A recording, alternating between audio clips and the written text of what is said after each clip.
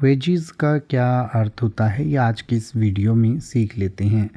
Veggies का दो तरीके से इस्तेमाल किया जा सकता है। एक तो वेज का प्लूरल यानी कि बहुवचन होता है वेजीज, यानी कि एक से ज़्यादा वेज को हम वेजीज कहते हैं। और वेज का अर्थ होता है तनख्वाह, मजदूरी या वेतन।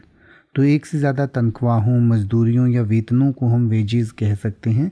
इसके अलावा इसका वर्ब के रूप में भी इस्तेमाल किया जाता है। तो वर्ब के रूप में वेज का इस्तेमाल जब हम प्रेजेंट इंडेफिनिट टेंस में ही, शी, इट या सिंगुलर थर्ड पर्सन के साथ करते हैं तो रूल के अकॉर्डिंग उसके साथ एस लगाते हैं, जिससे वेजेस बनता है।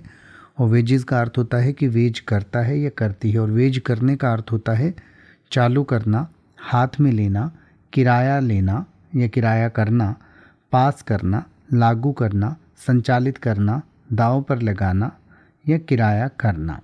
तो वेजेस का मतलब हुआ कि चालू करता है या करती है, हाथ में लेता है या लेती है, किराया करता है या करती है, या इसी तरीके से दांव पर लगाता है या लगाती है। जैसे कि अगर आप ये कहना चाहें कि उसे अपने मासिक वेतन में वृद्धि मिली तो आप कहेंगे he got a raise in his monthly wages.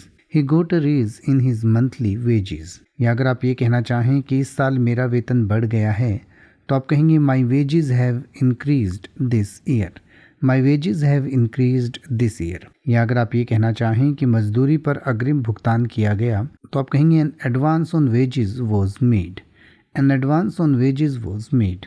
अब आप ऐसे ही किसी भी वर्ड का मतलब हिंदी और इंग्लिश में YouTube पर सर्च कर सकते हैं। आपको मेरी वीडियो मिल जाएगी जिसमें आप बिना किसी फालतू बकवास के सीधा उस वर्ड का मतलब समझ पाएंगे। तो ऐसी ही वीडियोस को देखते रहने के लिए चैनल को सब्सक्राइब करें और बेल आइकन को प्रेस करें।